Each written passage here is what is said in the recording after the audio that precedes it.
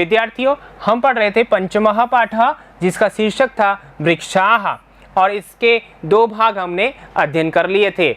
आज इस भाग में हम लेकर आए हैं साधु जना इव वृक्षाः, यानी कि साधु लोगों के समान वृक्ष होते हैं। ठीक है ना, वृक्षों को साधु लोगों के समान बताया गया है। ऐसा क्यों बताया गया है ये तो हम जानेंगे इसमें। और इससे पहले हमने क्या पढ़ा विद्यार्थियों, वो भी मैं आपको बता देता हूँ।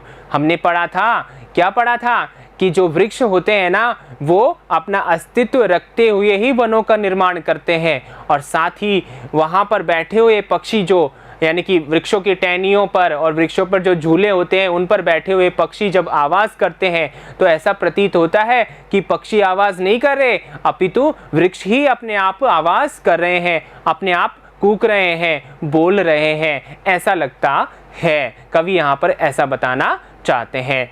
तो अब आइए देखते हैं साधु जना एवं वृक्षा, ये शीर्षक किस प्रकार फलित होता है। आइए विद्यार्थियों जानते हैं।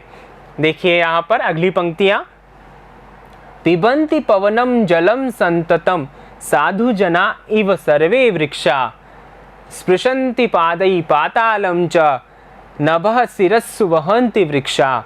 अर्थात यहाँ पर देखिए, इनका अर्थ जानने से पहले हम कठिन शब्दार्थों को जान लेते हैं ताकि आपको इनका अर्थ सरलता से समझ में आए।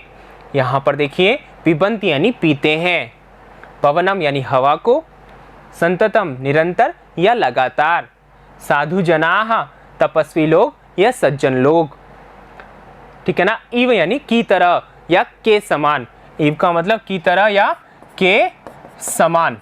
ठीक है, दोनों अर्थ होते हैं अपने पास में। सर्वे यानी सभी, स्पृशन्ति यानी स्पर्श करते हैं, छूते हैं, पाद यानी पैरों से, पातालम यानी पाताल को, पाताल लोक को, च यानी और, नभ यानी आकाश को, शिरस्सु यानी सिर पर, वहन्ति यानी ढोते हैं।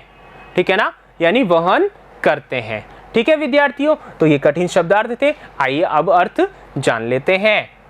देखिए, पिबन्ति यानी पीते हैं, पिबन्ति का मतलब पीते हैं। अब सवाल उत्पन्न होता है कि कौन पीते हैं, तो हम किसके विषय में बात कर रहे हैं विद्यार्थियों, हम वृक्षों के विषय में बात कर रहे हैं। तो उन्हीं के लिए आया है कि वो पीते हैं, वृक्ष पीते हैं। अब क्या पीते हैं, पवनम, पवन को, हवा को। अब आप सोच रहे होंगे कि हवा को कैसे पीते हैं, तो जैसे वृक्ष होते हैं ना, तो वृक्ष होते हैं तभी तो ठंडी हवा चलती है ना। तो यहाँ पर देखिए, तो जो वृक्ष है वो पवन को पी रहे हैं। ठीक है ना, ऐसा यहाँ क्या की गई है, कल्पना की गई है कवि की। कवि ने यहाँ पर हमें बताना चाहा है कि जो वृक्ष होते हैं वो क्या करते हैं, पवन को पीते हैं, हवा को पीते हैं, जलम और जल को पीते हैं, और क्या करते हैं, जल को पीते हैं। अब यहाँ पर देखिए, हवा को पीने का मतलब यहाँ पर ये है कि हमें ऑक्सीजन देते हैं ना, और कार्बन डाइऑक्साइड जो क्या है उसको क्या करते हैं, अपने अंदर अवशोषित करते हैं। ठीक है, और हमें शुद्ध वायु प्रदान करते हैं। ठीक है, और जलम यानी जल को भी वो क्या करते हैं, पीते हैं। ठीक है ना, संततम यानी लगातार, संततम का मतलब लगातार। अब किस प्रकार से, तो ये देखिए, आप जानते हैं कि वृक्ष जो है अपने पत्तियों के माध्यम से, प्रकाश से अपना भोजन प्राप्त करता है, और साथ ही अपनी जड़ों के माध्यम से, ठीक है ना, जो भूमि में जो जल होता है, नमी होती है, उससे अपना भोजन प्राप्त करता है। ठीक है ना, तो इसीलिए ऐसा कहा है। आगे देखिए, साधु जना इव, साधु जना का मतलब है सज्जनों के समान, सज्जनों के समान। सज्जन कैसे होते हैं, सज्जन वनों में निवास करते हैं, और वनों में निवास करते हैं तो क्या करते हैं, क्या छप्पन भोग करते हैं, नहीं, तो वो वहाँ पर रहते हुए क्या करते हैं, जल का पान करते हैं, तपस्या करते हैं।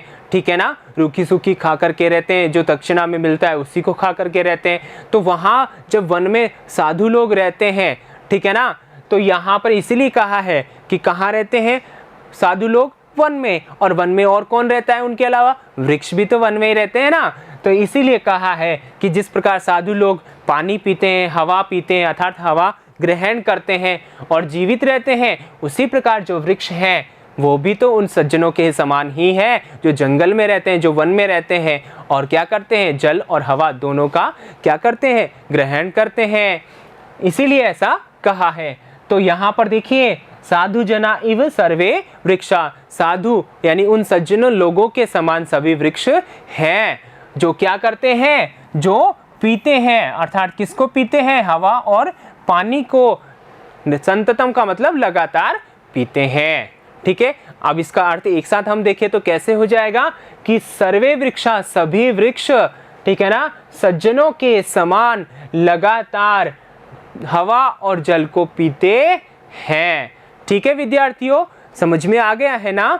तो यानी हम इसको नंबर दें तो 1 नंबर ये हो जाएगा, 2 नंबर ये हो जाएगा, 3 नंबर ये हो जाएगा, 4 नंबर ये हो गया, 5 नंबर ये हो गया और 6 नंबर ये हो गया। हम इसको वाक्य के आधार पर जोड़ें और फिर अर्थ हमारा निकल जाएगा कि सभी वृक्ष सज्जनों के समान लगातार हवा और जल को पीते हैं। समझ में आ गया ना विद्यार्थियों। ठीक है, आगे देखिए, स्पृशन्ति पादै पातालं च, स्पृशन्ति यानी छूते हैं, ठीक है ना, छूते हैं, क्या छूते हैं, पातालम, पाताल को, ठीक है, जो पाताल लोक है उसको छूते हैं। ठीक है ना, कौन छूते हैं, तो हम किसकी बात कर रहे हैं विद्यार्थियों, वृक्षों की। तो वृक्ष छूते हैं पाताल लोक को, किससे छूते हैं, पादई, पैरों से, अपने पैरों से। तो विद्यार्थियों वृक्ष के पैर कौन हुए, आप जानते हैं ना, यहाँ पर देखिए ये जो है जड़ें जो है, ठीक है ना, वृक्ष की जो जड़ें हैं वो क्या है, उसके पैर हैं। ठीक है ना, जो भूमि में अंदर जाकर के पाताल लोक में जाकर के क्या करते हैं, उसको छूते हैं और उससे जो जल अवशोषित मतलब जल को वो क्या करते हैं, ग्रहण करते हैं। तो यहाँ पर देखिए अपने पैरों के माध्यम से वो किसको छू लेते हैं, पाताल को छू लेते हैं। और फिर क्या करते हैं, नभः यानी जो आकाश होता है उसको शिरस्सु, सिर पर, वहन्ति वहन करते हैं, ढोते हैं। देखिए जो लंबा वृक्ष होता है उससे ऐसा लगता है जैसे मान लो ये आकाश इस पर टिका हुआ है, किस पर, इस लंबे से वृक्ष पर टिका हुआ है, ऐसा हमें लगता है ना कभी कभी। तो इसीलिए कवि ने यहाँ कल्पना करते हुए बताया है, क्या बताया है कि जो वृक्ष है ना वो वृक्ष क्या करते हैं, अपने सिर पर यानी अपने जो अपना उच्च स्तर होता है वृक्ष का, जो अग्रिम भाग होता है, ठीक है ना, जो लंबे वृक्ष होते हैं, तो उस पर अर्थात अपने सिर पर, ठीक है ना, आकाश का क्या करते हैं, वहन करते हैं, अर्थात आकाश को ढोते हैं। ठीक है, आकाश का भार वो संभाले हुए हैं ऐसा लगता है। तो विद्यार्थियों यहाँ समझ में आ गया होगा क्या कह रहे हैं कवि यहाँ पर, कि वृक्षाः 1 नंबर, ठीक है ना, पातालम, ठीक है, यहाँ पर देखिए वृक्षा 1 नंबर, नभः 2 नंबर, शिरस्सु, ठीक है ना, 3 नंबर, वहन्ति 4 नंबर। ठीक है, वृक्ष जो है आकाश को अपने सिर पर ढोता है या वहन करता है, एक वाक्य। और फिर क्या है, पादई अर्थात 5 नंबर, 6 नंबर, 7 नंबर और 8 नंबर, अर्थात पैरों से च यानी और, पातालम पाताल को, स्पृशन्ति यानी छूता है, पाताल तक उसकी जड़ें पहुंच जाती हैं। ऐसे ऐसे वृक्ष होते हैं, जैसे बरगद का वृक्ष, इसकी जड़ें काफ़ी लंबी हुआ करती हैं। ठीक है विद्यार्थियों, तो ये हमने अर्थ जाना। अब आगे देखिए विद्यार्थियों, कठिन शब्दार्थ हमने देख लिए और आगे इसका अर्थ क्या होता है। देखिए, सर्वे वृक्षाः सभी वृक्ष जो हैं, साधु जना इव सज्जनों के समान ही, संततम यानी लगातार, पवनम जलम च पवन और जल को, पिबन्ति पीते हैं। किस प्रकार पीते हैं वो मैंने आपको बता ही दिया है, ठीक है ना। वृक्षाः यानी वृक्ष, पादई पैरों से, पातालम यानी पाताल को, स्पृशन्ति क्या करते हैं, छूते हैं, शिरस्सु च और अपने सिर से, नभः वहन्ति आकाश को ढोते हैं। ठीक है विद्यार्थियों, इस प्रकार क्या हो गया, इसका अर्थ हो गया। ठीक है, आगे देखिए, इसके कुछ भावबोधन प्रश्न है जो छोटे छोटे से प्रश्न है। विद्यार्थियों आप देखिए यहाँ क्या पूछा है, एक पद में पूछा है, एक पद का मतलब केवल एक पद में, साधु जना इव के संति, सज्जनों के समान किसे बताया है कवि ने? सज्जनों के समान बताया है किसको? वृक्षों को। तो यहाँ विद्यार्थी क्या उत्तर लिखेंगे आप यहाँ उत्तर लिखेंगे वृक्षाः। किसको बताया है? वृक्षों को बताया है। अगला प्रश्न है वृक्षाः पादै कम स्पृशन्ति।